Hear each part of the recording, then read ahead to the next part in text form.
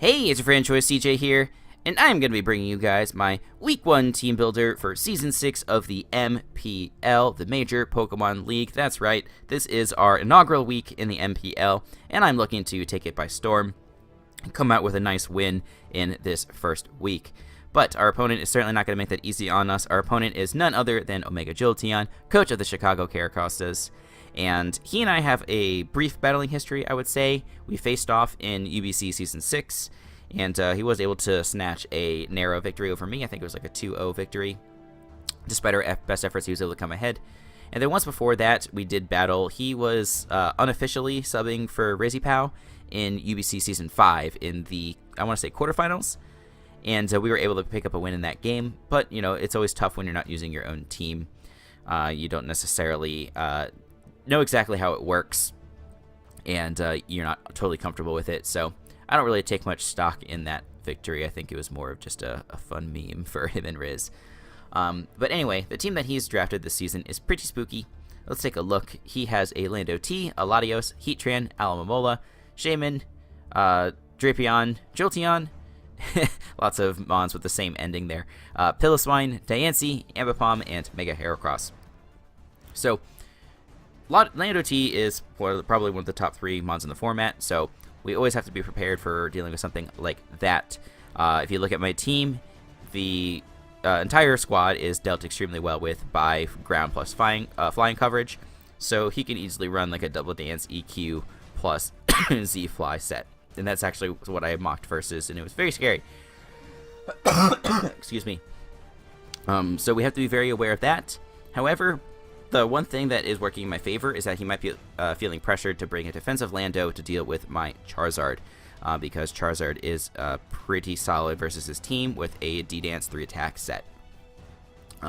It does force a little bit of prep on his end, I think. It's fairly likely that Heatran comes with a Sugar Berry, so we're going to have to be looking out for that item. Lottie is very likely to come with a Scarf because he can hit me up with a Scarf Draco, which can definitely blow me back. And then even things like Aloe might be pressured to come. Aloe can check Zard as well as Greninja fairly well if it's not too Spadef invested. And Heatran as well, like it's a great Zard check. And then it can also be a decent switch into Superior. So I am bringing both Superior and Greninja this week to hopefully weaken those 2 mons down for my Charizard. He could also bring Diancie as a pretty reasonable Zard check, but because Diancie has no utility versus Serp and Greninja, I think it's less likely that he brings that as his dedicated response, even though Sugar Berry excuse me, Sugar Berry Diancie would be pretty good. Other than that, like, you know, besides like the obvious threats of like Dracos from Latios or sub Mega Heracross, I feel fairly good in this matchup. Like, he definitely has threats, like Alomomola and Shaman. Like, they're not necessarily offensive threats versus me, but I could have difficulty weakening them if I'm not careful. So I need to be aware of that. Jolteon, with its ability to fetch momentum, can be extremely, extremely annoying. Luckily, he doesn't have too many things that can really exploit, like a Donphan switch in as he goes for a Baton Pass, but he definitely could if he wanted to. So, enough with the breakdown of matchup. Let's quickly go through this team. I've tried to record this once already, but I felt it was too long, so I'm re-recording it, and I'm already 4 minutes in. So, quickly, let's hop into our first set, which is Donphan with an Assault Vest, Rapid Spin, Ice Shard, Play Rough, Earthquake. This is going to be here to support my Charizard by removing rocks, obviously. And then I felt like I needed the 3 coverage moves. Ice Shard for hitting Lando, Lottie, etc. Earthquake as general coverage for hitting Heatran, Jolteon. And Play Rough I really wanted because I did not want to be total fodder for Mega Hera. He could come in with that and potentially just go for a substitute on me, and I would have no ability to break this up. So, because those were the 4 moves that I wanted, and none of them were status moves, Assault Vest looked good. It allowed me to switch in extremely easily on Jolteon, and even Heatran. Because again, I'm not expecting a very invested Heatran this week. I think a very like defensive leaning Heatran is likely. We can then switch in this Donphan, take Lava Plumes, and go for Rapid Spin. and potentially keep the rocks up off of our field, which I think would be quite nice. That's the Donphan. Now let's look at our next set, which is going to give it to you, my Metagross. And this set is Stealth Rock, Toxic, Meteor Mash, Earthquake. I really wanted Pursuit on this Metagross in order to deal with Lottie, especially since I think Lottie has a decent chance of being locked into whatever move it chooses to go for, whether it's Draco or Ice Beam or Psychic or whatever. It would be extremely nice for removing one of the biggest threats to my Zard, but I didn't have any status anywhere else on the team, so I felt that Toxic was mandatory. This thing does lure in Alomomola, and so being able to hit that thing with a Toxic on switch in would be quite fantastic. Rocks on here are really nice. He does not have a Rock Resist on his team, which is something that opponents can make note of later. I don't think I have a very threatening Rock type on my team. I have a Alolan Graveler, not exactly the best Mon for League format. But I digress. That's why Rocks are here, aids in the Charizard sweep. Meteor Mash for a strong stab move, and then Earthquake to hit Heatran. And a quick note on Donphan, we do outspeed a 0-speed Heatran here with our speed investment, and our Metagross does outspeed a what am I outspeeding? A 0-speed Lando, which might be unnecessary. Like, Lando is probably going to be offensive, but just in case he brings a 0-speed one, we can outspeed it and bop it with that. And we do outspeed other things, like, we're definitely not going to be outsped by weird Pillow Swine or Dancey sets. And that's nice. And we should outspeed a lot of, or not a lot of Heracross sets, but if he's like a bulky Heracross, we do outspeed that, so that's good to know. Alright, move on to the next Mon, which is GTL, my Buzzwole. Look at those biceps. Those things are bulging out of control. This is a Roost, Drain Punch, Ice Punch, Bounce set with Power Herb. This is my main switch-in/lure for Heracross. It's kind of funny because we are both bug fighting and we both resist each other's stabs. We're pretty good switch-ins to one another, and so therefore, if he does bring Heracross, I am expecting a Aerial Ace Heracross, which would be pretty cute. But with my defensive investment, I can live a Aerial Ace from an Adamant Heracross after Rocks, and I can bop him back with Bounce, and if he is uninvested, Bounce will kill, and if I have Rocks up and he switched in on Rocks, we should be able to kill even like a max HP Heracross in all likelihood. Drain Punch is just there to hit other Mons very hard, such as Pillow Swine, Heatran, etc. Then Ice Punch is in case I'm in versus a Lando, and I don't want to switch out expecting a setup move, I could hit it for super effective damage with that Ice Punch. We do outspeed max speed Heracross with this set, and like I said, we take an Aerial Ace, and we also take a no item Acrobatics from Ambipom if he chooses to run that with a Jolly Nature. So very bulky Buzzwole should do a pretty decent job. Now let's get into some of the more, I don't know if I call them offensive Pokemon, they're not all super offensive, but the Mons that are really going to pave the way for my win condition. And the first of those is my Choice Specs Pashmina. Very standard set, Hydro Pump, Dark Pulse, Water Shuriken, U-Turn. Dual Stab is, excuse me, I'm really having a hard time here. Dual Stab is unresisted on Omega Jolteon's team, so that's extremely nice. Water Shuriken is really clutch for hitting a +2 Lando, and maybe anything else weird like a Trick Room Diancie or anything like that.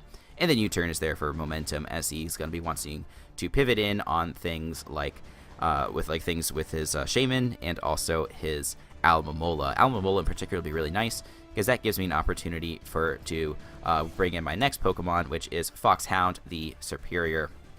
We have a sub Leech Seed Hidden Power Leaf Storm set that is Hidden Power Flying. In my mock that I had with my buddy Crypto, big shout outs to him for helping me get prepared for this match.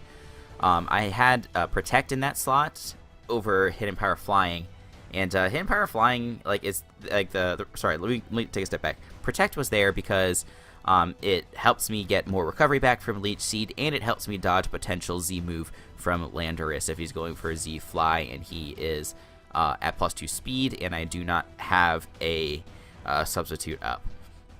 But the problem is that it makes Shaman completely free versus this thing. And like obviously like Leaf Storm doesn't really do that much less than Hidden Power.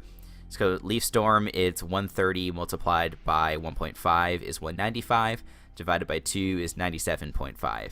Hidden Power Flying, which is super effective, goes up to 120, so it's only like 20% stronger. But I don't have to burn through all of my Leaf Storms trying to just weaken a Shaman that I'm not going to be able to two-shot, even if I'm at +6. So just the ability to hit that thing for something, I think it will be pretty clutch. And then it also hits Mega Heracross, which is doubly convenient. But yeah, the main point of this set is to lure in Heatran. Like I mentioned, or I don't know if I did mention it, but if I can get Heatran to maybe like 60% or so, even if it's Max Fizz Def with Shuka Berry, it should not be able to survive a +1 EQ from Charizard. So that's why I'm thinking that this move set is really nice, because Heatran definitely wants to come in on that. I can go for Leech Seed as it switches in, then I can go for Substitute, and then just kind of, sort of spam Substitute for a little bit, try and weaken him down, maybe even go for like a Leaf Storm or a Hidden Power Flying just to get a little bit of chip. And yeah, all I need to do is weaken it, and then I can switch into probably my Donphan. That's kind of like my best switch in, which is really sad. If he brings like an offensive Heatran, I'm totally screwed. But if he's like a Choice Scarf Heatran, then I can switch in my Zard on the Lava Plume or whatever, and go for a DD and really do some work. But all that being said, I do have my final mon here, my main win condition, and that is my Mega Charizard X, my Toothless, with the Dragon Dance 3 attack set that I described. So this is like a virtually unresisted set on his team. It hits a lot of his team for super effective damage, actually. Like, the only thing that doesn't take some super effective damage is Aloe. I'm not counting things like Jolteon and Ambipom that just die to Dragonclaw. That doesn't really count. I guess the only other mon that's so Aloe switches in, and then also Lando can switch in fairly well. But in my mock, I was actually really surprised. There was an offensive Lando that my opponent had, and it switched in switched into the Zard, put me to -1, and I just went for Flare Blitz and killed it from like 65 or 63% HP. So if he's not defensive Lando, that we can blow this guy back for sure. So yeah, just need to get damage on Aloe, damage on Heatran, and then we'll be looking extremely nice. Aloe is even like a little bit less important, because if we get to +2, we do 2-shot with Dragonclaw, and Aloe is sort of fodder for Zard. There's not a lot of moves that it can pack to do like really incredible damage to me. It can Toxic me, I guess, but that's kind of the only thing. So even if it comes in on us when we're +1, I'm not going to be that worried about it, especially if we come in and there's no rocks. Because we have no Roost, getting those rocks off of our field are going to be extremely important, and I hope that we can do that throughout the game. And that, ladies and gentlemen, is going to be our team. It was a little longer than I had hoped, but hopefully you guys enjoyed it, and you got some good insight into the sets that we are going to be ringing. And the battle will be going up at around the same time tomorrow. Hope you're looking forward to it. I'm pretty nervous, but I'm also excited. As my good buddy Gym Leader Gio likes to say, I'm nerf-sighted. After having a really nice run in P4G Next Generation, having a lot of fun, hoping to make MPL more of the same, showing off some good sets, and just also having a good time. So that's going to do it for me. Make sure you check back for that battle, like I said, and make sure you check back to the channel for other gaming and Pokemon content. So until the next time, I'll see you guys later.